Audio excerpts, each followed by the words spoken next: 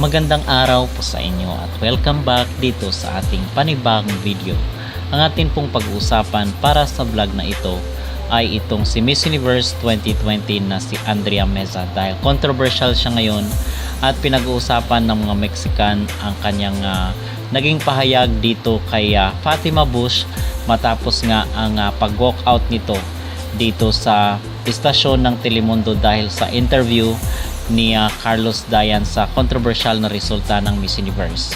So pag-uusapan natin mga kapolitika dahil sinugod po ang fanpage ni Andrea Meza ng kanyang mga kabayang Mexican dahil di umano ay hindi nito nadepensahan si Fatima Bush mula sa mga bashers at dito sa anchor ng Telemundo na si Carlos Dayan. Pero bago ang lahat ay huwag kalimutang mag-like at mag-subscribe na rin kayo para updated kayo sa ating mga latest issue. At pinag-usapan nga po dito sa mundo ng beauty pageant kamakailan lang ang mga controversial na eksena ni Fatima Bush doon sa New York, and ngayon naman dito naman sa Telemundo dahil na real talk siya at talagang nainis siya dito sa pag-interview sa kanya mga katanungan ni Carlos Dayan na isang Puerto Rican, dahil mas interesado pa di umano ang mga anchor at reporter na ungkatin yung mga issue sa Miss Universe kaysa dito sa mga plano ni Fatima sa kanyang mga advocacy at sa mga causes, at most importantly yung kanyang ipinaglalaban na women empowerment. So mas interesado pa daw ang mga reporter sa mga kontrobersiya at iskandalo kumpara sa mga positive side ni Fatima Bush. So kaya siya nag-walk out mga kapolitika, yun ang reason.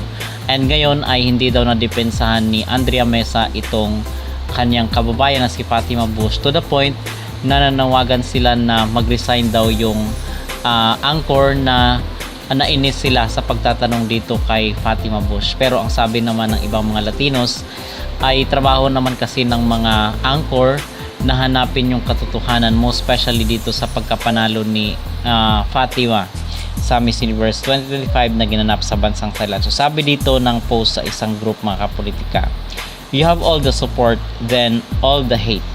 Miss Universe 2025 Fatima Bush has addressed the backlash surrounding her coronation, telling CNN's Jake Tapper that it felt really weird to go from having all the support of the world after her viral walkout in Thailand to facing all the hate once she won the crown.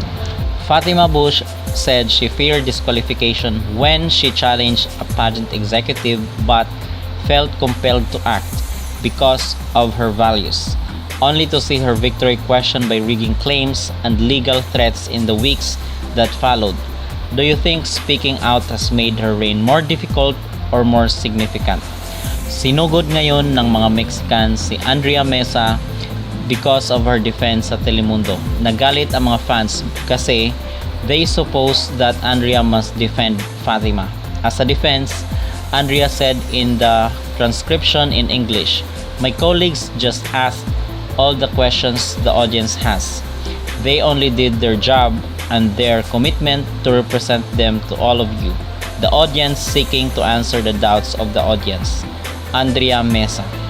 So itong si Andrea Meza mga kapolitika, meron tayong mga nabasa kamakailan lang na itong si Andrea ay hindi daw pabor na maging winner itong si Fatima Bush. In fact, ay paborito niya daw itong ating manok na si Atisa Manalo. Pero everything is out of her control, na hindi sa kanya manggagaling yung pagpapasya kung sino ipapanalo ng Miss Universe kasi done deal na prior sa competition. So walang kung kaya nga doon sa coronation ay walang reaksyon itong si Andrea kasi kahit siya ay hindi kumbinsido dito sa performance ng kanyang kabayan. So ngayon ay napapalapit ang loob ng mga Pilipino dito kay Andrea Meza na once bash doon sa kanilang competition dahil undeserved daw ito. Pero ngayon ay nasa side na siya ng mga Pilipino dahil nga dito for equality lang siya at for fairness sa competition ng Miss Universe 2025. But it's just that hindi niya hawak yung desisyon kung sino yung manalo, kahit bigyan niya pa ng perfect score siguro si Atisa. Okay? So yun mga kapolitika ang ating magreaksyon. At dito naman sa pag-bash kay Andrea Meza ng kanyang mga kapwa kababayan dito sa Mexico dahil hindi niya di umano na depensahan itong si Fatima Bush sa Angkor na kung saan is kinainisan ng mga Mexican ngayon.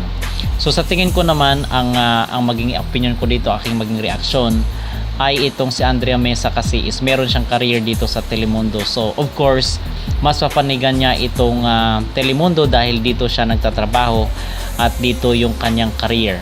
So dahil hindi naman si Fatima ang nagpapasahod sa kanya, ito namang Telemundo.